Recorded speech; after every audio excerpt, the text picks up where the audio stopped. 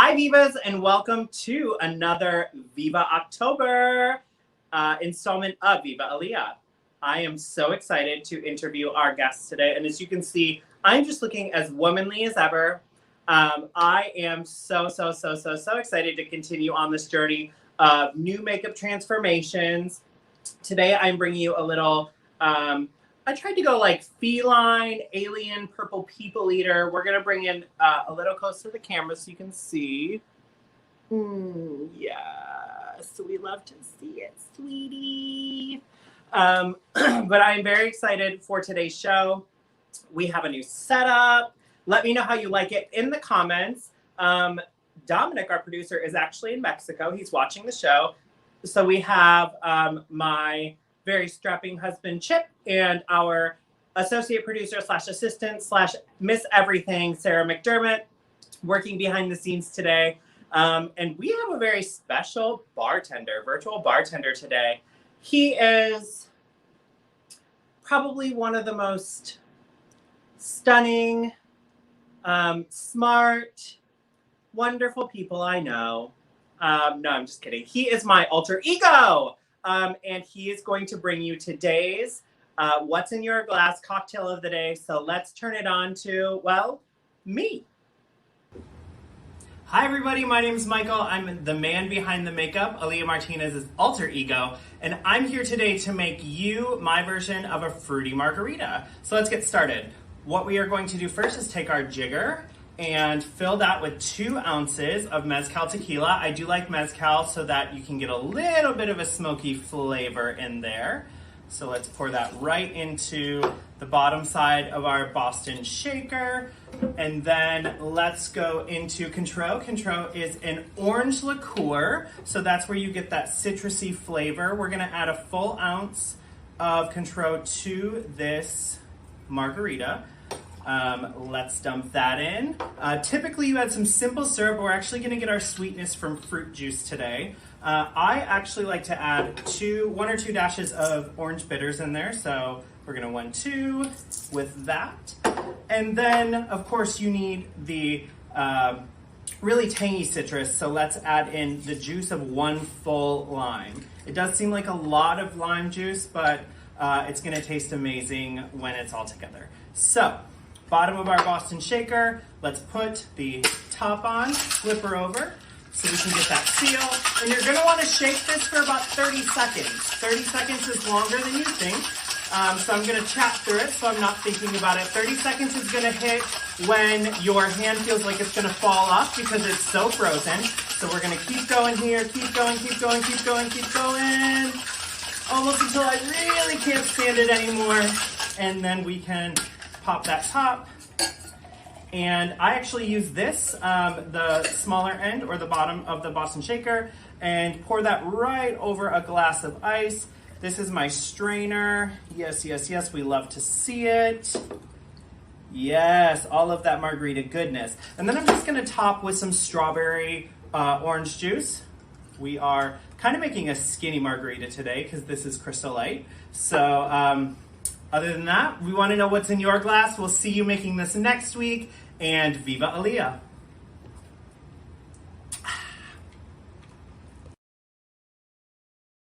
So I'm actually drinking that beautiful cocktail that I concocted right here. A little skinny marg, coming for Skinny Girl Margarita's life. If you don't know what that is, can't help you. But this mezcal concoction is wonderful.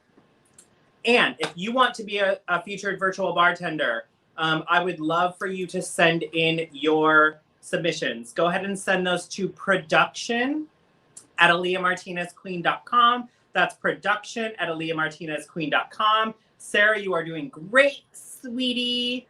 That's, once again, production@AaliyahMartinezQueen.com. So what you need to do is exactly what I did in the video. I wanted to do 1 week of bartending videos to make sure that you knew what to do. So you're going to state your name. You're going to tell me where you work. You're going to, if you are currently working or were working, or what state you're in, you can say, I am John from Cleveland, Ohio, or Stephanie from Chicago. We love a Stephanie from Chicago. I want you to go ahead and submit your videos. The reason that we're doing this is because with those submissions, I want you to send your Venmo and your Cash App. The nightlife industry was hit very, very, very hard and continues to suffer during COVID. And so I want to take care of my nightlife friends and family. Whether we've worked together or not, you are still my friend or family. I know that we all are suffering because we don't have gigs, we don't have places to go into, and it's really hard for us right now. So please send those in once again to production@AliyahMartinezQueen.com. In the meantime, though, I have a very special guest. I am so excited to interview her. She is literally aging backwards. I'm pretty sure it's a Benjamin Button situation, but she is one of the most beautiful women I have ever seen. She is a former Miss Continental 1996, and I'm pretty sure she looks younger today than she did when she won in 1996. And her name is the beautiful and talented Paris Frantz. Give it up for Paris. Hi, how are you? Hi. You look stunning. Thank you so much. I appreciate the love. Thank you. I want to ask you one very important question, and that is, what are you drinking? What's in your glass today, Miss Paris? Okay, I have sangria and some fresh pieces of pineapple. Oh, a very tropical vibe today. Cheers to you. Cheers, Mama. So, Miss Paris, you were at Continental in 1996. You've traveled the world. You've been a part of so many of our lives. I told you earlier, but I'm going to say it again. I watched you in that beautiful yellow gown. I also watched you in the red gown. I know you told me that you loved the red gown, but that beautiful yellow gown that was cut, I feel like God himself cut that fabric for your body. And the way that those chains laid across the back was just perfect. What was your driving force to start in the art of female impersonation, and what drove you to be on stage? Honestly, I had just moved back home from Miami. Prior to that, I had lived in California. I went to school and got my degree there in fashion. So when I moved back, I was taken to a gay club, and that was the third gay club I've ever been into. The first one was Rage in West Hollywood. The second one was what is it? The Catch? Is it called The Catch? Yeah, that was the second one, and the third one was this club here in New Orleans called Biggles. Okay. And I saw them entertaining, and I was like, okay, that's what I like to do, and you can make some money. So it wasn't anything like I was like aiming to do. It's just when I saw the entertaining value and people loving it, I was like, okay, well, I've been doing this basically all my life, doing talent shows. I was a cheerleader in junior high school. So yeah, it was just kind of second nature to me. So you actually mentioned something when we were chatting before the show, that you are a woman of faith. How does your faith play into your entertainment and your drive to be on stage? I try to, anything that I do, I try to do it with integrity. So I just try to make sure that it's I mean, everything that a person can do can be questioned, right? So I just try to make sure that I have integrity in what I do, and whatever it is that I'm doing, like I always question myself, is my parents going to be okay with me doing it? And trust me, they were, because my mother was at Miss Continental when I won, and you know, my father was going to be there, but unfortunately he couldn't make it. He had to work. But yeah, so as long as I think to myself that I know that God is pleased with what I'm doing, I'm good. Yeah. What I've asked this actually of everybody that has been Continental on our show, and I didn't put it in these questions, but for you, what is it to be Continental? What does it take? What does it mean to be Continental? You are going to think that this is really crazy of me. I literally did not realize what it meant to be Miss Continental like until 5 years after I gave it up. Okay. Yeah, in the midst of me competing and being there, it was like, okay, this is something that I'm doing, but literally girls have passed away trying to be Miss Continental, trying to be that representative for our community and be that light that people kind of look up to, and as long as they're being positive and having positive energy around themselves. So to me, being Miss Continental is like, still to this day people are looking up to. I mean, you're getting in contact with me all these years later, and I'm like literally gagged, like somebody wants to interview me, huh? Yes. It's So it's it's a family that is impenetrable, in my opinion. I am not mhm, continental. I will do whatever I can one day to be continental, but I have seen, honestly, the competition is one thing, but the formers in the runway, the continental runway, which I've seen mhm, you in multiple times, um, shows how much of a tight knit family Continental is, and shows how mhm, much Jimmy cares about formers and always Continentals, and how much it doesn't matter. You can be Chili Pepper or you can be Vanessa Van Cartier, and you right, are just all in there, and everybody knows everybody, and everybody. I talked to Khalil Valentino, is a very dear friend of mine, and he okay, talks to me about like the Continental phone line is what we call it, where you can mhm, call up a Continental at any time, and there's just a family and a brother and sisterhood, and yeah, it's such a thing that everybody that is not continental wants in their life, especially in the impersonation community or in the stage community. I just feel like it's such a wonderful thing to be. So I there's a reason we look up to you as Miss Continental 1996, and and I being Miss Continental, it's hard to explain it to people. Like I'm literally trying to think of the words, except for like, me saying it's, to me it's like at you're being at the top of your game, right? yeah. But other than that, it's literally like it's hard to explain what does it mean to be a part of such an elite group. It really is. We have a good time when we're together. We don't always get a chance to see one another, especially like this year. I was kind of looking forward to it, but next year I'm going to really be looking forward to it. It's my 25th anniversary. So I definitely want to be there next year. I will be there in the audience cheering you on, and I hope we get to see each other in person. Yes. So Oh, we will. Make sure you tap me on the shoulder. We will. Trust me. I will 100%. The one thing that I didn't realize the first time I went to Continental is the difference between getting the downstairs seats on final night Mhm. and the balcony seats.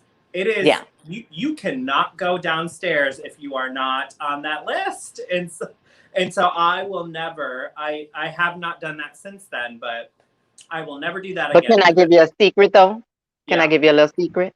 You can yes, please. actually see better upstairs in the bleachers. You really can though. Yeah, you can see better upstairs, but you wanna rub shoulders with the Paris France and the Maya Well, of Douglases course. and the Mocha Montreses that are downstairs. But see, Although you, a as a a former, girl like me, I will come in the balcony though. oh, I'll okay, come in. I've been in the balcony before because I wanna see what's going on, yeah, and in order to see, you really have to see. Sometimes sitting close up, you can't really, you see, but you see too much. yeah. You Oh, know that what I makes sense. mean? Yeah. Yeah. There is kind of like the formers box, right? That Yes. that a few Yes. of the formers sit in. Mhm. I always look. That's my where I first go to see who's up there. I know the last time I was there, I saw Mimi, I saw Sasha Colby, I saw, I Mhm. think Mocha was up there, and oh, that's always where my eye goes first. I'm always like, that's the box that I will one day sit in and be a part of that sisterhood. And um, well, clearly looking like this is how I will achieve it. But you know what though? um, Never knock your dream, because one day you could be there. I hope to There's be. room for everybody in all types of entertainment. That's the one thing that I do love about Continental is that they don't discriminate with your talent. You don't just have to be a dancer. You don't just have to do acting. You don't just have to do this or that. It's a variety of talents that's on stage at Continental. You will get that Right, for sure. and entertainers like Michelle Dupree and Naisha Lopez and Brooklyn Heights have kind of shown that we can have not just trans women, but also the other the boy entertainers, for lack of better terms, the true transition, I guess. Right, right, right. So I love that. I think Continental is, but it's the creme de la creme. There's a reason that the crown is gold. Um, and See? there's a reason that people want to go to it. I mean, Miss Gay America wants to go to Continental. I'm a former Miss Yes. Gay United States. I wanted to go to Miss Continental. That was one of the walks I had to do because I wanted to be there. Okay. If you don't mind me asking, what was it like entertaining when you started? In what year did you start, actually? I started entertaining in 1990. Okay. But the funny thing is, I did a competition at the gay club. Well, I did 3 competitions at the gay club. And then I started entertaining at the straight club. Now, this gay guy who was the manager, he was gay, but he was the manager of this straight club. He tried to get some of the girls to come over there to entertain, just to liven a Friday night up. And a lot of those girls were scared to go over there. Well, of course I wasn't, because hey, that's where I belong. Okay, so that's where I'm going. Right. So I went over there and I started competing. So believe it or not, I actually kind of got my start performing in a straight community first. And then I started with the gay clubs. Yeah. And what was the scene like back then? The best word I could describe is fun. Okay. I like to hear that. It was fun. Earlier today, I posted up a lot of pictures from Club Lexus, which was the club that we had here. And a lot of people thanked me. And I'm sorry. That's okay. That's okay. All right. I told people about the interview. I'm sorry. Anyway, a lot of people literally thanked me for putting those pictures up and having those great memories. I love it when old photos are posted and when you show your past and how you started. So please keep posting them. A Louisiana legend. Love you, Paris, from Mercedes Black. Yeah. Love you, Mercedes. Hi, Mercedes. When you were crowned Miss Continental, do you remember what was going through your head? It was a lot. It was a lot.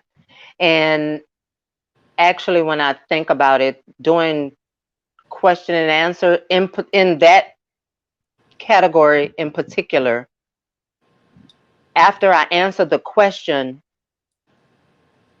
a very good friend of mine, Calvin Sinclair, he ran backstage and he got me and he was like, "Oh, you read Jim Flint?" So I bust out crying because I thought that I had gave the pageant away. I was like, I wasn't trying to read the man. I was just trying to answer him. So it was a lot going on in my head, because you have to realize, like I mentioned to you earlier, 2 weeks after me giving up the title, I was getting ready to go to Canada. Right. So I had the pageant. I'm about to go to Canada. My life about to change. It was a lot that was going on. So I was trying to be in the moment and do the best that I can at that time. Yeah. What was, if you do remember, what was the question that you answered? He asked me, why should I be Miss Continental? I think it's that, why should I be Miss Continental? And basically my answer was that I turned to him. I didn't even realize I did this until I seen it on tape. But I turned to him and I answered him, and I just said that I had been there for 3 years. And, I pretty much, I've done the best that I can. And I wanted him to respect me as much as I respect him. And that's why I felt like I should be Miss Continental. That doesn't sound like a read. That sounds like a truth statement, and that you've put in all you can. I think because nobody had, and I could be wrong, so please don't quote me, y'all, if I get this wrong. I don't think nobody had ever like turned to him and addressed him directly. I like I don't that. know. I don't know why I did that, but I mean, I looked, because I'm the kind of person that if you ask me a question and you're in a group, I'm going to give you my undivided attention. You know what I mean? So I think that's why I turned to him and addressed him. I think that's why I did that. That makes sense to me. He's the owner Yeah. of Continental. They're asking you why you should be Continental. So Right. Exactly. You had started entertaining, you said, in the early 90s, and then you won in 96. So there's about, you said 1990 was when you started, correct? When I started performing, when I started doing pageants, it was 1992. That's when I Okay. started doing my first pageant. So between 1990 and 1992, you were performing. Then 92, you started pageants. 96 is when you were crowned Miss Continental. What was the driving force? What made you say Continental is where I want to be? I hope she don't kill me for this. I had just won Black America and Black Universe, and I was at Naisha Dupree's house. And I think they did this on purpose, because every time I went to her house, or we would go out and we would come back into her house, Continental was playing with Chanel Dupree the year that she won. Ooh, yes. And when I saw Chanel Dupree, I said, that is what I want to look like. Same. Immediately. Yep. Yeah. So I will tell you, when I watched Continental, Chanel Dupree, you, Monica Monroe, Maya Douglas, obviously. I love Maya Douglas. She's a very big inspiration to me.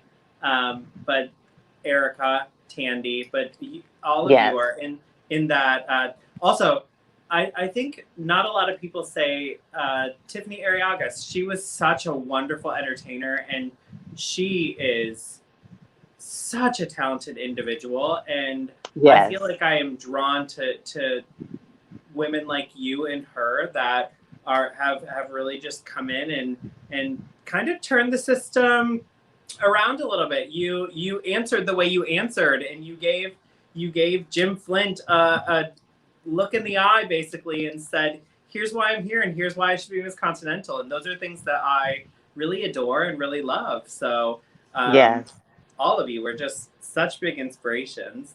Who was the person who gave you your start on stage, first of all?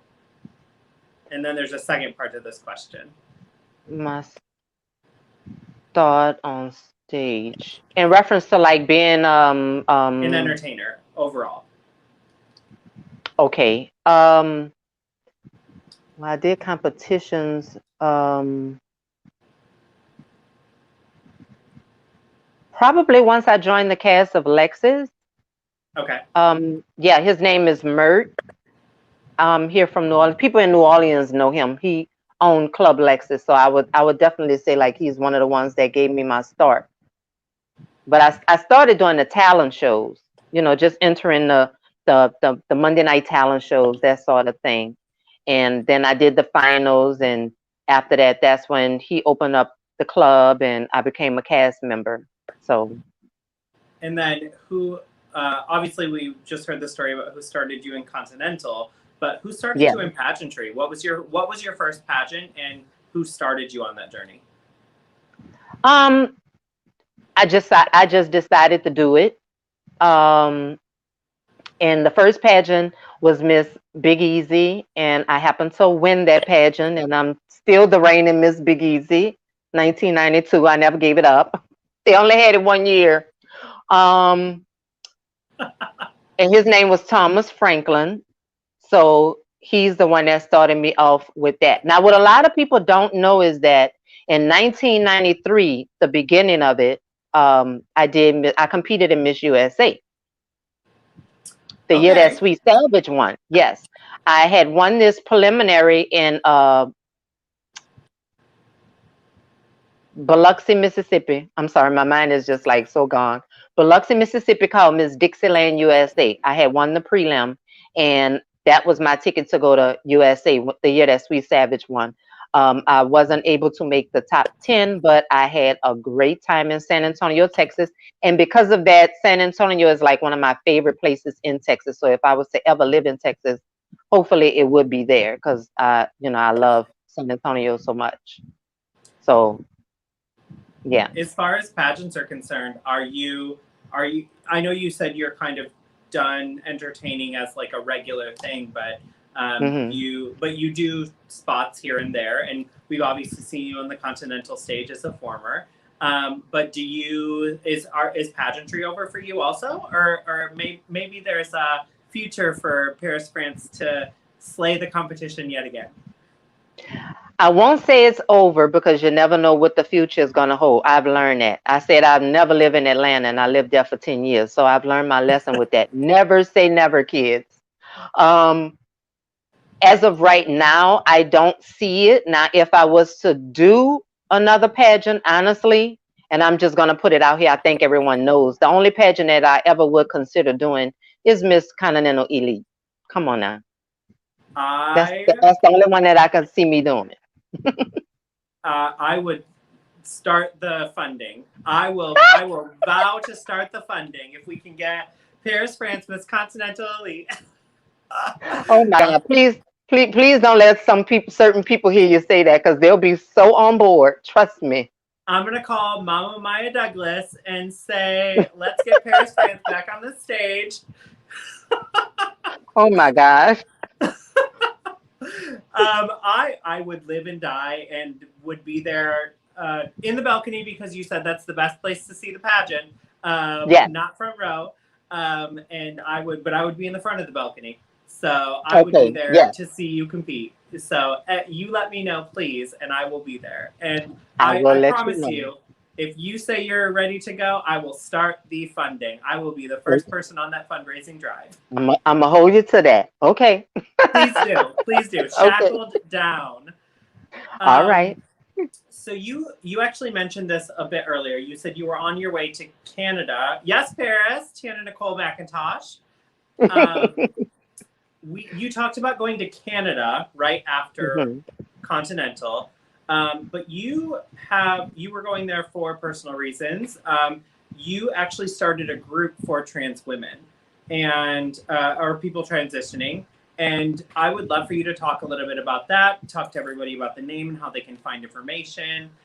We will also be there's a little we're working on updating our website, so I would be happy to post any information and put your information on the website once it's up to its full potential. Okay. Well, yes, I went to Canada, Montreal, Canada, to have my SRS surgery. In the I'm sorry, the group that I started, it is to help those who want to have the surgery or those who have had the surgery to help give information and spread information, experiences that they've had so that people are not getting misinformation because there's so many things that get said and people say this and people say that. So it's just kind of good. I thought it would be a good idea to have a group where if you are interested in having a surgery and you kind of like teetering about the idea, like, well, maybe if I talk to somebody who's had it, they can kind of lead me in the right direction. That would be the group. It's called La Femme. And I really would prefer for people to inbox me because I don't want people to just come in the group and just look. I mean, I want people to get information, but I also, because I ask questions and stuff too, right? So I want people to participate, and you don't have to have the surgery to participate in answering the questions. I don't want people to just look. I want people to participate in the group if you're going to be in there. Yeah. I love that. So La Femme, LAFEMME. Yes. Yes, ma'am. Perfect. But to join that group, go ahead and inbox Miss Paris. It's Paris Frantz on Facebook. And Yes. so please inbox her and let her know if you are interested. Thank you for doing that. There are so many people out there who really try, but until you've actually been through the experience, then Yeah. you don't really have that, or unless you're a medical professional, obviously, who specializes in that. we are very lucky to have, I live in New York City, so we are very lucky to have a lot of those medical professionals around us, but not everybody has that. And so thank Yeah. you for being a beacon for the trans community. And You're welcome. anything I can do to spread that word, I will be happy to do for you. Okay, I appreciate that. Trinity K. Bonet! Hey, Trinity. Yes. Hi, Trinity. We would love to have you on at some point. So we talked about the pandemic. You asked me how I was doing during the pandemic, and I have been stuck in New York City, a great place to be, but not necessarily during a pandemic. And I have been in my apartment basically since March, not doing anything but working and sewing and making cocktails. And you let me know that you have been kind of keeping to yourself also. But Yeah. My question for you is, do you feel like once we're back to whatever normal we're going back to, how do you feel like this pandemic is going to affect our industry as entertainers and our industry as pageantry is coming back? I think with the entertaining part of it, this is a good time, a great time actually, for those entertainers who haven't had the opportunity to be a part of a show, who've gotten the opportunity to be a part to be on the cast. This is a great opportunity for them to maybe get with some friends and do an online show, right? A virtual show, right? I don't think that a lot of that is going to go away kind of fast, if you know what I mean. Even when the clubs start to open, I still think the virtual shows will be kind of good for people. Now, here's the thing that I will say. I hope you all please don't cuss me out. Please don't cuss me out for this. I would love to see people, if you're going to do shows, be really engaging. And what I mean by that is don't just do the simple, like stand up lip sync songs. Try to do songs that are like out of your character. Think outside of the box. Do things that you would maybe normally do. Because when you're looking at a show online, it's going to take about maybe 15 seconds. If you don't grab a person's attention, they're gone. You know what I mean? So now in reference to the pageant, if the finances are not going to continue to be there for people, I don't know. I honestly don't know what's going to happen with this pageant world. I really don't. Yeah, it's a hard one.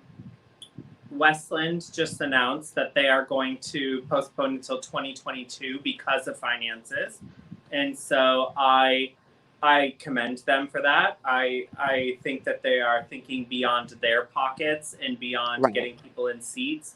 They're thinking about how their contestants are actually going to be able to afford a pageant package. It may take them 2 years to put it together now because we don't have gigs. We don't have the extra income.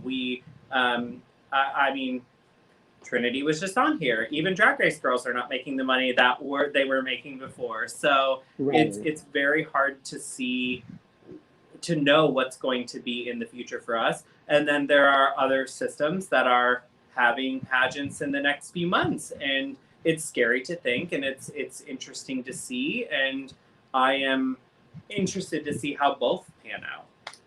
Right. Because even with those pageants like Continental, where you have to travel, a lot of clubs are not open. And if they are open, they're only allowing a certain amount of people in the club. So you have to deal with that. So and for the entertainer, you have to keep in mind their goal is to entertain, but also to make a profit.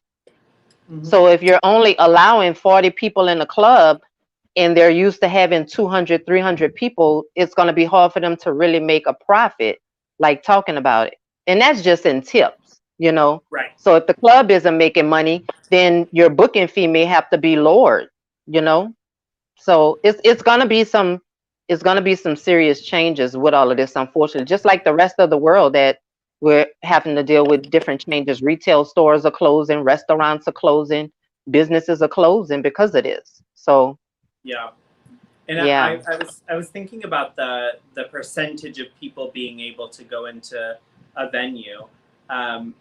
What are they gonna do if the entire venue is full at capacity and their dancers aren't inside?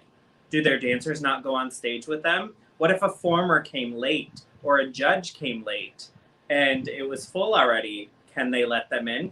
Do they not let them in? How does that work? So it's all up in the air. We all don't know what those answers are. But we shall see as things continue to happen, I guess. Let's just hope by next year we're gonna be in a better space. Put it like that. Let's just hope and pray for that. Yeah. New start, 2021, new start. Woo! We can't wait. Speaking of new start, we have a very important election coming up. A very, very, very, very, very important election coming up. Are you registered to vote? Yes, I am. I love to hear it. And I am ready to go. What is your message to anybody that is out there able to vote, not able to vote, and questioning their vote? Again, I'm gonna have to be completely honest because that's just who I am. I can't sit on here and tell people to not vote for Biden because I just think that's just the way to go. I'm sorry. I mean, we are living in a time where things need to change, and you may not care for. I'm sorry, did I lose you? Nope, I'm here. Okay, you may not care for Biden, and you may look at him as, not so great, but we're gonna have to go that route. We need a change. We cannot keep going the way that we're going. These last 4 years was a big mistake. Let's be honest.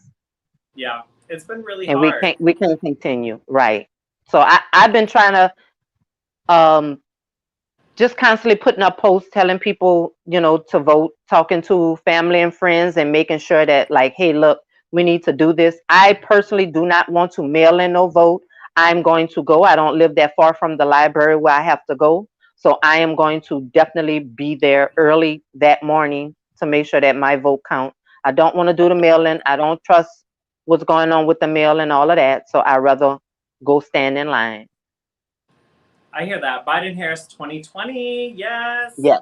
And I agree with you 100%. I'm one of them. I was not the biggest Biden supporter. I love Kamala Harris. I think she is a strong woman and has a vision and has a voice. I really loved her in the debate the other night.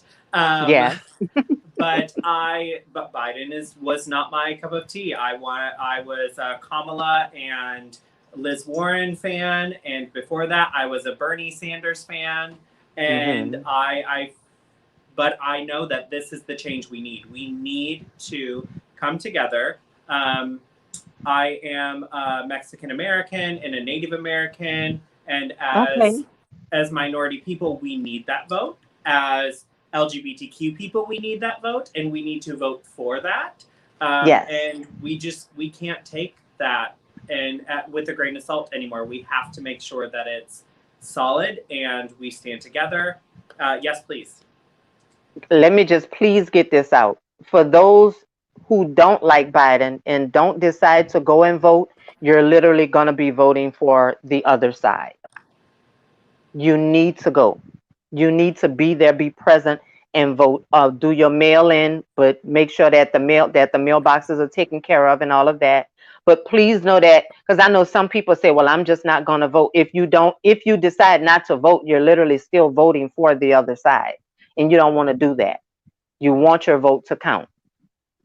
Yeah, we do. We all want our vote to count. I think we are I'm very lucky to live in New York City, where we are very liberal, and so I've noticed our mail system has actually continued to work. Unfortunately, in other parts of the country, it hasn't. And so I urge people to do what you're doing and make sure that their vote is counted by being there. Wear your mask, please, please, please, please wear your mask and keep everybody safe.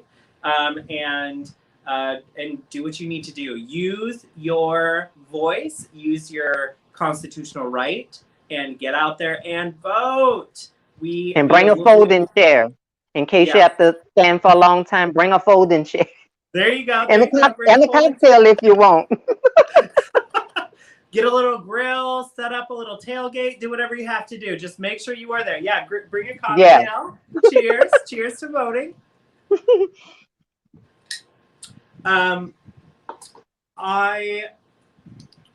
We've talked a lot about pageantry. We've talked a lot about entertaining. You've been in this industry since the early 90s. What advice would you give to somebody who's starting out today and wants to make an impact in this industry? If you're going, this is going to sound very contradictory. Okay. First, don't take it so serious. But if you do take it serious, take it serious. Know that it can be a business. You as an entertainer, you're a brand all on your own.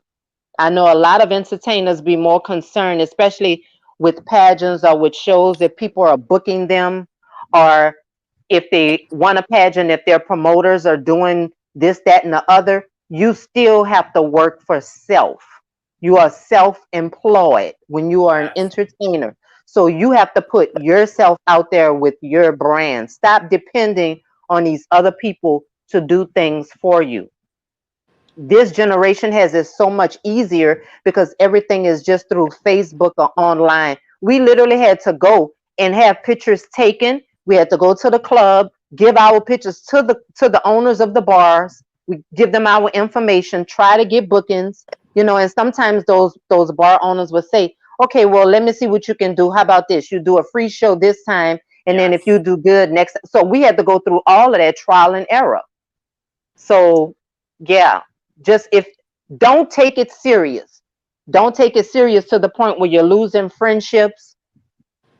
But if you're gonna take it serious, if that makes any sense. I know that sounds very contradictory. Amen. Devontae Star-Lores. Yes. That makes perfect sense to me. You need to take yourself serious as an entertainer, but it is, in the end, it's a show. You are on stage for 3 to 5 minutes, lip syncing to somebody else's music.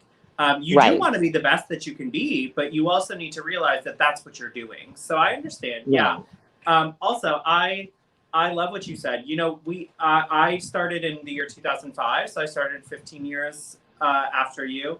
But I was doing that. I was taking my headshots in my one track on a little CD at the time to the bars and saying, like, here, I'm doing a free show for you because I need to show you what this is. And that's how we got our start. It was always a free show. In the beginning, we didn't get paid. We didn't demand $200 up front or $300 up front or whatever people are demanding today. Some of these entertainers that are coming up today, I've seen it. They've come to me as a show director before, show up in a Budweiser t-shirt and a pair of jean shorts with no body on, and that's fine for some people. I'm a big support of all drag, and I think all entertainment is valid, but you have to know to be the best you can possibly be and how to do that. I'm thank you for that. That well, speaking of politics, we just spoke about politics, right? Yeah. I want this point to be made and understood if possible. I really truly want entertainers to understand that doing shows, and it's in particular doing pageants, is just like being a politician. Politicians they don't always want to hold the babies and go eat at this restaurant, and they don't always want to do that, but they do that in order to get the job done. And please understand that you don't just win a pageant by what you do on stage. It's a combination of everything. You can be the greatest entertainer, but if your attitude sucks, who wants you as their queen? Who wants to work with you? So please keep that in mind. Please keep your attitude in check. Yes. Stay humbled. I just got a booking through NEMA in Orlando this last November. all these years I haven't entertained, and out the blue, he's asking me to entertain. That's my nephew. He's asking me to entertain, and I'm just like, but it goes to show you, no, I'm not the best entertainer, but people like working with me because I am humble. I am professional. I'm going to show up with my music. I'm not going to ask you for anything once I get on that stage. Is just for only thing I'm going to ask for is just your attention. That's it. Just give me your attention. I'm good. Let me do my job. And that's it. Yes. But I think a lot of these entertainers don't understand that you are literally a politician. You're playing that politician's role as an entertainer, especially in pageants, especially. Yes. Speaking of bookings, I would love to see you in New York City, and I will do my best to make that happen as soon as we come back. If now that I know that somebody booked you recently, I am on it to bring you to New York City. I could not. Well, that may be a trip that I may have to make sure that I do. I normally don't say yes to everything, but I may have to do that one. Yes. We will work it out. Maybe Liberty Continental, Brett, if you're watching, Khalil, if you're watching, we can make that happen. I will personally do whatever I can to make that happen, just to make sure that you are here. But no, all of that makes sense. We are literally politicians. I say this a lot. We are the megaphones of our society, of our group. So the LGBTQ community looks to us to be the people who speak for them. Queens, pageant winners, whatever type of entertainer you are the people who speak for our community a lot of times, because we're the ones with the microphones. We're the ones that get to do the numbers. We're the ones that wear the crowns. So we have to be, you have to humble yourself, like you said, and make sure that you are being that for everybody. So I am right in line with you. What you just said, you spoke of a booking, but what is coming up for you outside of bookings, and what do you have on the horizon? Where can we see you shining and doing your thing? Just Facebook at this point, honestly. I'm not trying to go anywhere or do anything, especially with this COVID. So yeah, I was looking forward to maybe relocating and moving, but other than that, yeah, I'm just gonna be inside the house. So I need for this COVID to go away. You have La Femme going on. Yeah. So we'll bring attention to that again. La Femme, LAFEMME. If you want to talk to Ms. Paris Frantz about your transition or anything related, please send her a message on Facebook. That's the way that you like to be contacted, correct? Yes. Yes. Okay. You are also on Instagram. Your Instagram is Frantz Paris, France.Paris. Yes, I always forget about the Instagram because I'm barely on it. I have to learn it. I'm still learning it. Torian William Rose says, amen, beautifully said, sis. Yes. Oh, thank you. So you're barely on your Instagram? Yes. Okay. So Facebook is the way to reach Ms. Paris Frantz. She is Miss Continental 1996. I am so grateful to have you on our show. Thank you for being on Viva Aaliyah. I could not think of a better interview to have for season 2. So I am very excited to have Thank everybody you so much for having me. I truly, from the bottom of my heart, I truly appreciate this. I really do. I am so thankful for you as well. So I will see you in just a second backstage. But thank you. And everybody say a word of encouragement and a lovely note to Ms. Paris Frantz. We will see you in just a second. All right, everybody, that is the conclusion of today's show. Next week, we have the beautiful and talented Miss Jennifer Fox from Miss Gay America. I cannot wait to interview her. She has also been a very big inspiration to me, a living legend in our community. She is also a sister from Michigan. I actually had my start in drag in Michigan. So I'm very excited. Tune in next week to see what look I will be portraying, and to see another beautiful interview by another beautiful entertainer. I will see you next week. Viva Aaliyah.